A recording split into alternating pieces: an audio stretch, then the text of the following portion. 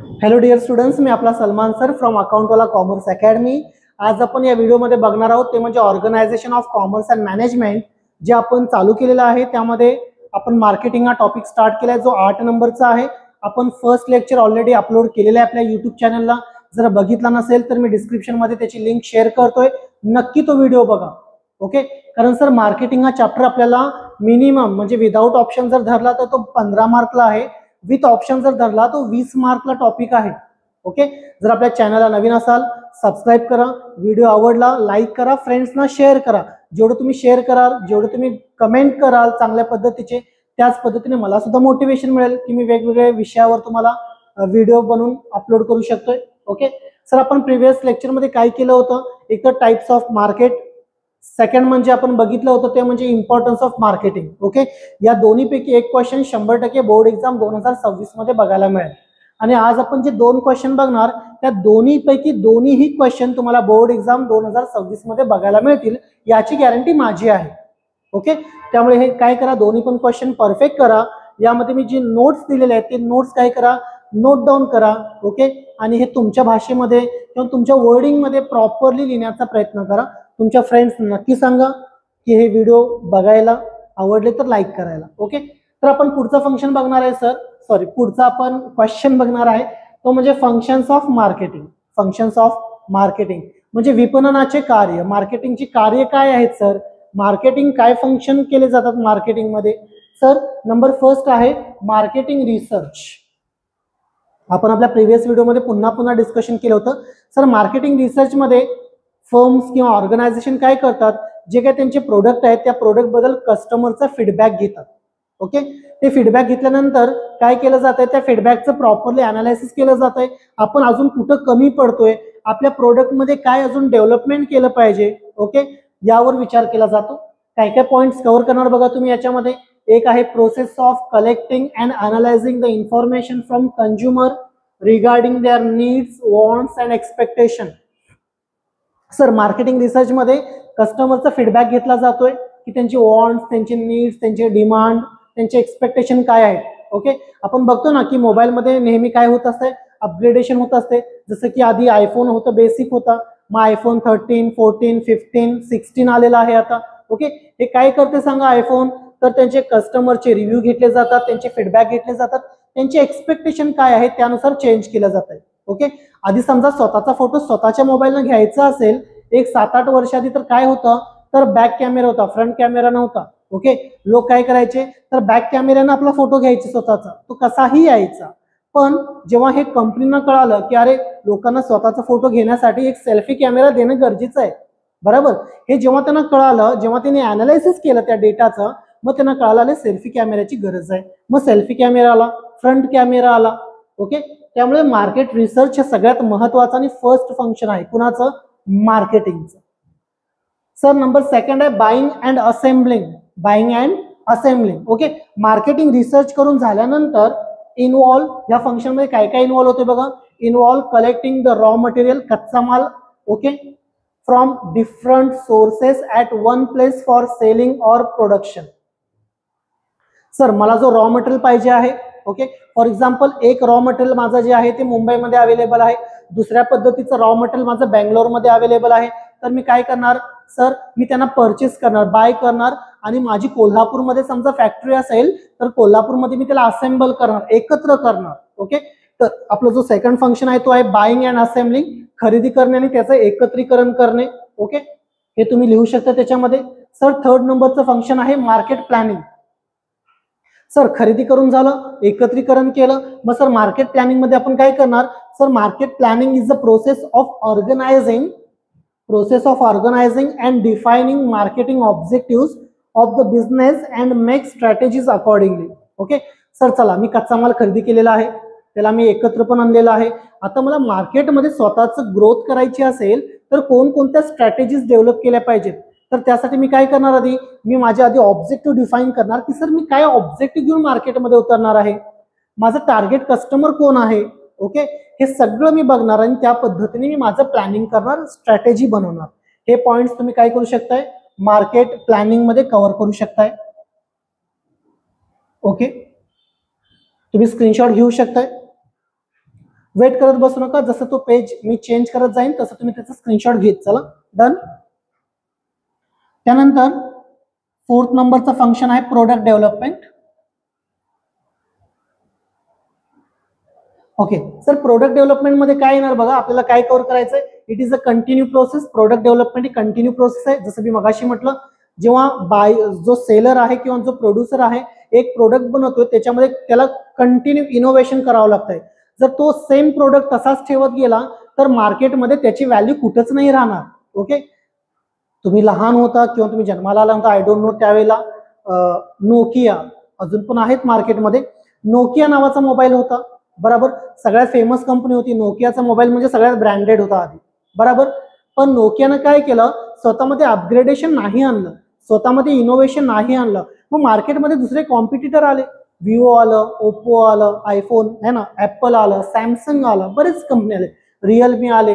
बरोबर, या कंपनी आले, पण जो नोकियाचा मोबाईल होता त्याने स्वतःचं अपग्रेडेशन नाही केलं, तर सध्या तो मार्केटमधून बाहेर आहे. बरोबर, तुम्हाला कंटिन्यू इनोव्हेशन किंवा प्रोडक्ट डेव्हलपमेंट करणं गरजेचंच आहे. तुम्ही नोकियाचं एक्झाम्पल काय करू शकताय, या पॉइंटमध्ये देऊ शकताय. ओके सर, याच्यामध्ये अजून काय असणार, it includes decision related to quality, standard, shape, packaging and colour. Okay sir, तुमच्या प्रोडक्ट बद्दल तुम्ही डिसिजन घेऊ शकताय की त्याची क्वालिटी किती चांगली असली पाहिजे, काय स्टँडर्ड मेंटेन केलं पाहिजे, त्या प्रोडक्टचा शेप कसा असला पाहिजे, त्याची पॅकेजिंग कशी असली पाहिजे आणि त्या प्रोडक्टचा कलर कसला असला पाहिजे. हे पूर्णपणे काय केलं जातंय, प्रोडक्ट डेव्हलपमेंट या प्रोसेसमध्ये कव्हर केलं जातंय. डन, हे तुम्हाला लिहावं लागेल.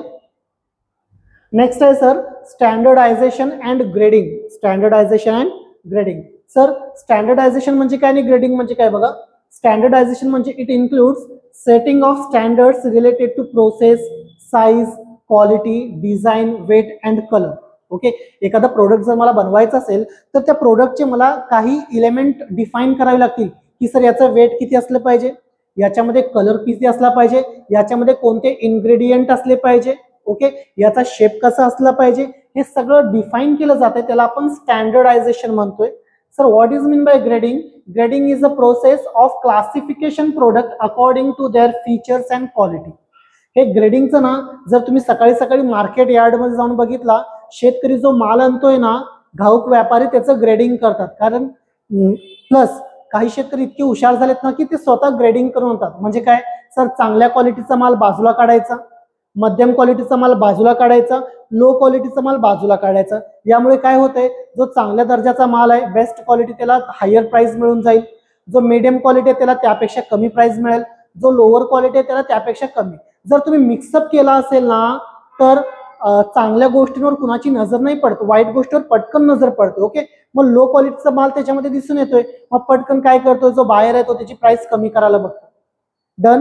त्यामुळे ग्रेडिंग करणे हे फार महत्वाचं आहे आणि स्टँडर्डायझेशन करणे आणि ग्रेडिंग करणे हे मार्केटिंगचं सगळ्यात इसेन्शियल फंक्शन आहे. तुम्हाला हे सगळं कव्हर करावं लागेल. ओके, तुम्ही याचा सुद्धा स्क्रीनशॉट घेऊ शकताय. सर नेक्स्ट फंक्शन आहे याच्यामध्ये packaging and labelling. Sir packaging and labelling. Sir packaging means design the package for product, है ना. एखादा प्रोडक्ट आहे त्याला कशा पद्धतीने रॅप केलं पाहिजे, ओके, त्याचं प्रॉपरली डिझाईन बनवलं जाते, त्याला आपण पॅकेजिंग म्हणतोय. आणि सर लेबलिंग म्हणजे लेबल. आपण बघतो ना एखाद्या पॅकेजवर एक प्रॉपरली लेबल लावलेला असतो, त्या लेबलमध्ये लिहिलेलं असतं. काय लिहिलेलं असतं की सर याचा प्रोड्युसर कोण आहे, त्याचं प्रोडक्शनचं जे युनिट आहे ते कुठल्या जिल्ह्यामध्ये आहे, कोणत्या स्टेटमध्ये आहे, ओके, कोणत्या डिस्ट्रिक्टमध्ये आहे, कोणत्या विलेजमध्ये आहे, पिनकोड पण दिलेला असतोय. त्यानंतर sir all information about product, like त्याचं वेट किती आहे, डेट ऑफ प्रोडक्शन काय आहे, कोणत्या युनिट कोणत्या बॅच मध्ये ते बनलेलं आहे, त्याचा एक्सपायरी डेट कशी आहे, सर त्याला यूज कसं करायचं आहे, त्याच्यामध्ये इन्ग्रेडियंट कोणते आहे, हे सगळी इन्फॉर्मेशन ज्यावर दिली जाते ना त्या प्रोसेसला आपण लेबलिंग म्हणतोय. काय म्हणतो आपण त्याला, लेबलिंग. तर पॅकेजिंग अँड लेबलिंग हे सगळ्यात महत्वाचे आणि इसेन्शियल फंक्शन्स आहेत. हे पॉइंट्स तुम्हाला त्यामध्ये कव्हर करायचे. सर नेक्स्ट आहे ब्रँडिंग. नेक्स्ट आहे branding. Okay sir, branding is a process of giving special identity to the product with the help of unique brand name, है ना. एक युनिक ब्रँड नेम आपण क्रिएट करतोय आणि त्यानुसार आपण लॉयल कस्टमर बनवण्याचा किंवा लॉयल कस्टमरला काय करण्याचा, कलेक्ट करण्याचा प्रयत्न करतोय. जसं काल मी तुम्हाला कोलगेटचं एक्झाम्पल दिलं होतं, बरोबर.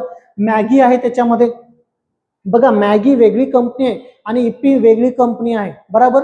आपण जर इप्पीची जरी मॅगी खात असेल तर आपल्याला मॅगी, जसं आता मी बोललो इप्पीची मॅगी आहे ना, खरं म्हणजे चुकीचं आहे. इप्पी ही कंपनी वेगळी आणि मॅगी कंपनी आहे, मॅगी कंपनी आहे बरं का. पण एवढं ब्रँडिंग केलंय ना तिने, आपण मॅगीला पण मॅगीच म्हणतोय आणि इप्पीला पण आपण मॅगीच म्हणतोय. ओके, ह्याला आपण ब्रँडिंग म्हणतोय.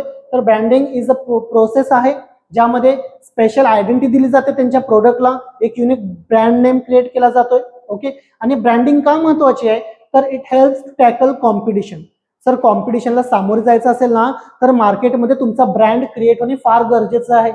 जसं क्लासेसमध्ये आपल्या कोल्हापूरमध्ये आपला अकाउंटवाला कॉमर्स अकॅडमी एक चांगलं नाव आहे का, तर सर आम्ही बरेच सर्व्हिसेस फ्रीमध्ये देतोय. ओके, आपण प्रत्येक चॅप्टरचे 2-2, 3-3 टेस्ट घेतोय. एक्झामच्या आधी 5 पेपरचा आपण सराव घेतोय, अकाउंटच्या बाबतीत सांगतोय मी. ओके, म्हणजे तुम्हाला A1 क्वालिटी मिळतंय. कॉमर्स कॉलेज आहे, विवेकानंद कॉलेज आहे, ज्या कॉलेजमध्ये दरवर्षी टॉपर आपल्या क्लासचा असतोय. ओके, हे एक नाव झालेलं आहे, एक ब्रँड क्रिएट झालेला आहे. त्यामुळे कॉम्पिटिशन जे आहे ना, त्या कॉम्पिटिशनमध्ये आम्ही अजून सुद्धा काय सांगा टिकून आहोत. ओके, बाकीच्या क्लासेसची फी कॉमर्सच्या अकाउंटची कमी आहे, आमच्या क्लासची फी जास्त आहे. पण जितके विद्यार्थी बाकीच्या क्लासमध्ये नाहीत त्याच्यापेक्षा जास्त विद्यार्थी आमच्या क्लासमध्ये. का सर, बिकॉज ब्रँडिंग, त्याचं ब्रँड क्रिएट झालेलं आहे. Take a screenshot. टोटल आपल्याला 13 फंक्शन्स आहेत. सर 8 मार्कला 2026 बोर्ड एक्झाम मध्ये येण्यासाठी हा क्वेश्चन सगळ्यात जास्त प्रेफरेबल आहे. मी तर सांगतोय ना, लिहून घ्या, लिहून. हा क्वेश्चन सर तुमच्या ओसीच्या लास्ट क्वेश्चन मध्ये 8 मार्क्ससाठी 101% येणार. आता बघा तुम्हाला कसं स्टडी करायचं आहे ते तुमच्यावर.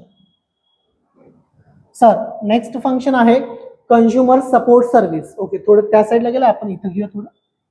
Sir consumer support service. Okay, sir consumer support service मध्ये काय केलं जात आहे, business can provide support service like pre sale service है ना.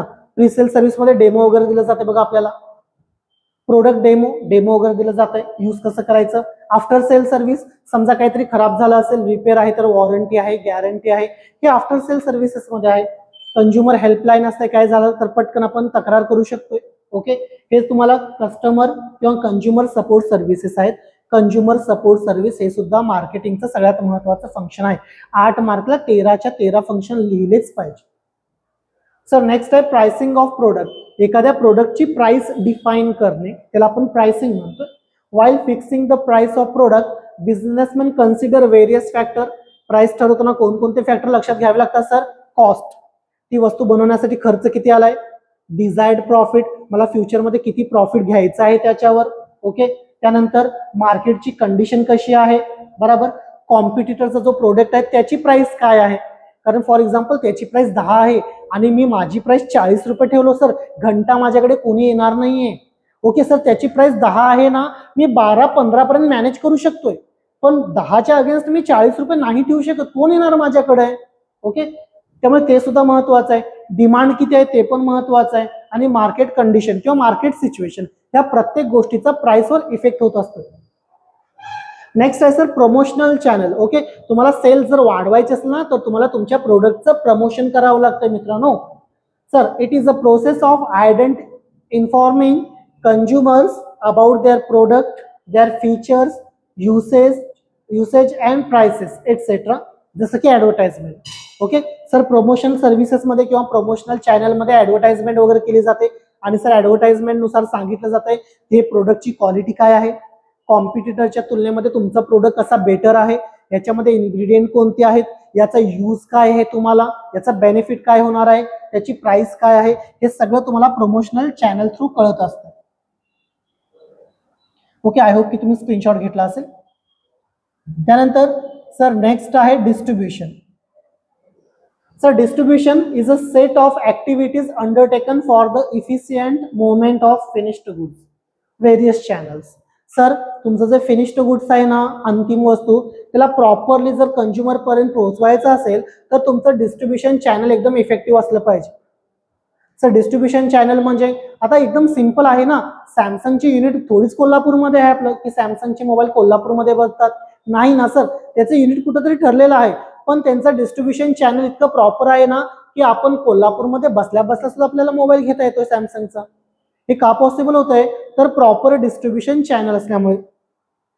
मग सर डिस्ट्रीब्युशनचे वेगवेगळे चॅनल आहेत, जसं की प्रोड्युसर आहे, ज्याने प्रोडक्ट बनवलेला आहे तो डायरेक्ट कंझ्युमरला सेल करू शकतोय.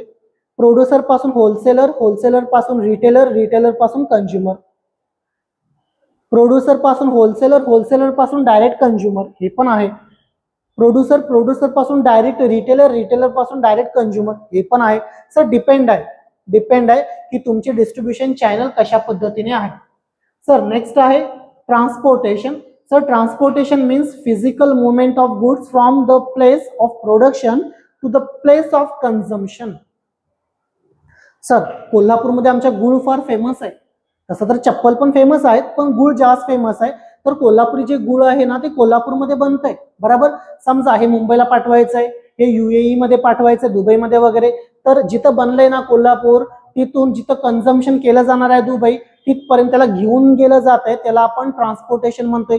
मग सर आपल्याला बिझनेस सर्व्हिस OC मधला 4 चॅप्टर आहे, त्याला आपण पोस्टमार्टम करायचंय चांगल्या पद्धतीने. सर त्या टॉपिक मध्ये आहे बघा सर, रोड ट्रान्सपोर्ट आहे, रेल्वे ट्रान्सपोर्ट आहे, मरीन ट्रान्सपोर्ट आहे, एअर ट्रान्सपोर्ट आहे, पाईपलाईन थ्रू सुद्धा ट्रान्सपोर्ट होते, आता गॅस पाईपलाईन आहे, बरोबर. अशा पद्धतीने सर प्रॉपर ट्रान्सपोर्टेशन पाहिजे. Physical movement of goods from the place of production to the place of consumption. Sir various type, जसं मी सांगितलं होता टाइप्स, ओके. आणि सर लास्ट फंक्शन आहे वेअर हाऊसिंग. वेअर हाऊसिंग म्हणजे सर बनवलेल्या प्रोडक्टला काय केलं जातं, एका ठिकाणी व्यवस्थितरित्या जपून ठेवलं जातंय, जरी त्याचं सीझन नसेल तरी तुम्हाला ते वस्तू अवेलेबल होतात because of warehousing, okay. Time utility create होते because of warehousing. Sir it helps to maintain smooth flow of goods and to stability किंवा stabilize the prices of market, जसं की godown, okay. Sir market for example आता समजा ऍपलचं season नाहीये, okay, किंवा आता for example एखाद्या गोष्टीचं सीझन नाहीये तरी पण ती गोष्ट तुम्हाला अवेलेबल केली जातात, का तर बिकॉज ऑफ वेअर हाऊसिंग, कारण त्याची साठवणूक म्हणजे चांगल्या पद्धतीने केली जाते, ओके.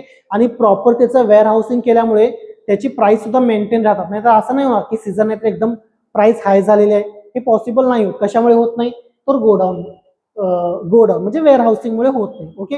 तर अशा पद्धतीने हा फंक्शन्स ऑफ मॅनेजमेंट हा एकदम इसेन्शियल टॉपिक आहे, तर तुम्ही याचे स्क्रीनशॉट घेऊ शकताय.